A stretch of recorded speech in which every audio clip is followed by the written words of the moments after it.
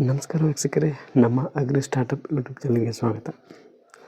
ಇಂದಿನ ಸ್ಪರ್ಧಾತ್ಮಕ ಜಗತ್ತಿನಲ್ಲಿ ನಾವು ನಮ್ಮ ಸಂಪ್ರದಾಯದ ಕೃಷಿ ವಿಧಾನಗಳಿಗೆ ಅಂಟಿಕೊಂಡ್ರೆ ಲಾಭ ಗಳಿಸುವುದು ಕಷ್ಟ ಸಾಧ್ಯ ಆಗುತ್ತೆ.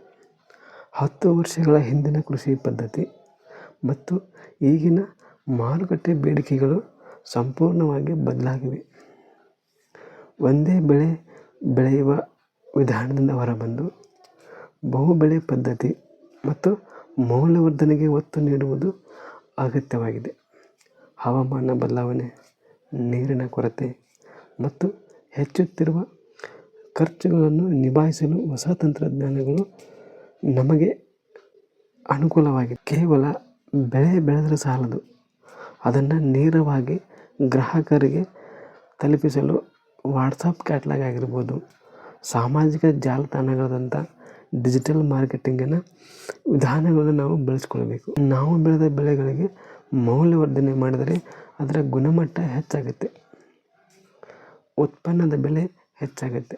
ಹೀಗಾಗಿ ಕೃಷಿಯಲ್ಲಿ ಬದಲಾವಣೆಗಳನ್ನು ಅಳವಡಿಸಿಕೊಳ್ಳುವುದು ಕೇವಲ ಆಯ್ಕೆಯಲ್ಲ, ಅದು ನಮ್ಮ ಕೃಷಿ ಜೀವನದ ಮತ್ತು ಆರ್ಥಿಕ ಸುಸ್ಥಿರತೆಯ ಅನಿವಾರ್ಯತೆಯಾಗಿದೆ.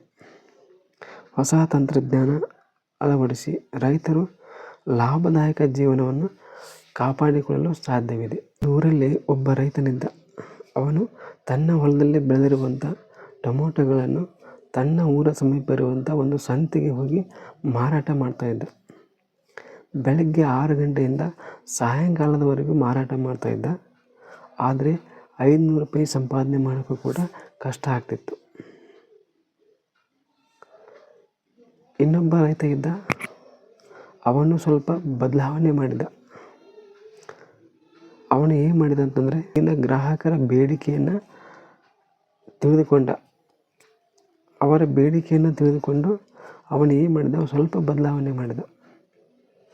ಈಗ ಎಲ್ಲರೂ ಈಗ ಎಲ್ಲರೂ ಏನು ಮಾಡ್ತಾಯಿದ್ದಾರೆ, ಮೊಬೈಲ್ ಯುಗ, ಇದು ಸ್ಪರ್ಧಾತ್ಮಕ ಯುಗ. ಎಲ್ಲರ ಕೈಯಲ್ಲಿ ಮೊಬೈಲ್ ಇರುತ್ತೆ. ಅದರಲ್ಲಿ ಅವರು ತಮ್ಮ ಕೆಲಸದಲ್ಲಿ ಬ್ಯುಸಿಯಾಗಿರ್ತಾರೆ. ಈ ರೈತರು ಆ ಒಂದು ಟ್ರಿಕ್ಕನ್ನು ಕಂಡುಹಿಡ್ಕೊಂಡ್ರು, ಅದನ್ನೇ ಒಂದು ಬಂಡವಾಳವನ್ನಾಗಿ ಮಾಡಿಕೊಂಡ್ರು. ಅವರು ಏನು ಮಾಡಿದರು, ಅದೇ ಮೊಬೈಲಿಂದ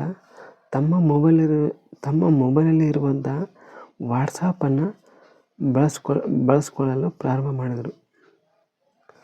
ಅವರು ತಮ್ಮ ವಾಟ್ಸಪ್ಪಿಂದ ಫ್ರೀಯಾಗಿ ಮಾರಾಟ ಮಾಡೋದಕ್ಕೆ ಒಂದು ಟ್ರಿಕ್ಕನ್ನು ಕಲಿತ್ಕೊಂಡ್ರು. ಅದೇ ವಾಟ್ಸಪ್ಪಿಂದ ಅವರು ತಾವು ಬೆಳೆದಂಥ ಬೆಳೆಯನ್ನು ಮಾರಾಟ ಮಾಡಲು ಪ್ರಾರಂಭ ಮಾಡಿದರು.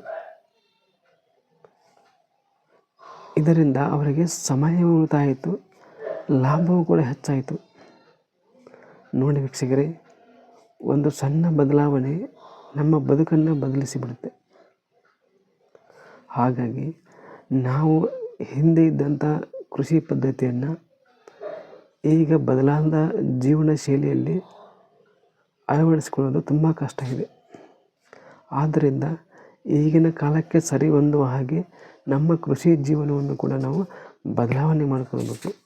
ಗ್ರಾಹಕರ ಬೇಡಿಕೆಯನ್ನು ಅರಿತುಕೊಂಡು ಅವರ ಒಂದು ಬೇಡಿಕೆಗೆ ಅನುಗುಣವಾಗಿ ನಾವು ಮಾರುಕಟ್ಟೆಯನ್ನು ಸೃಷ್ಟಿ ಮಾಡಿಕೊಳ್ಬೇಕು. ವೀಕ್ಷಕರೇ, ಈ ಮಾಹಿತಿ ನಿಮಗೆ ಇಷ್ಟ ಆತಂದ್ರೆ ಲೈಕ್ ಮಾಡಿ, ಮತ್ತು ಇಂಥ ಕೃಷಿ ಮಾಹಿತಿಗಳು ನಮಗೆ ಇನ್ನೂ ಹೆಚ್ಚು ಬೇಕಪ್ಪ ಅಂತಂದ್ರೆ ನಮ್ಮ ಅಗ್ರಿ ಸ್ಟಾರ್ಟಪ್ ಯೂಟ್ಯೂಬ್ ಚಾನಲನ್ನು ಖಂಡಿತ ಸಬ್ಸ್ಕ್ರೈಬ್ ಮಾಡಿಕೊಳ್ಳಿ, ಮತ್ತು ಈ ವಿಡಿಯೋವನ್ನು ನಿಮ್ಮ ಸ್ನೇಹಿತರಿಗೆ ಶೇರ್ ಮಾಡಿ. ಸ್ನೇಹಿತರೆ, ಎಲ್ಲರಿಗೂ ಧನ್ಯವಾದಗಳು.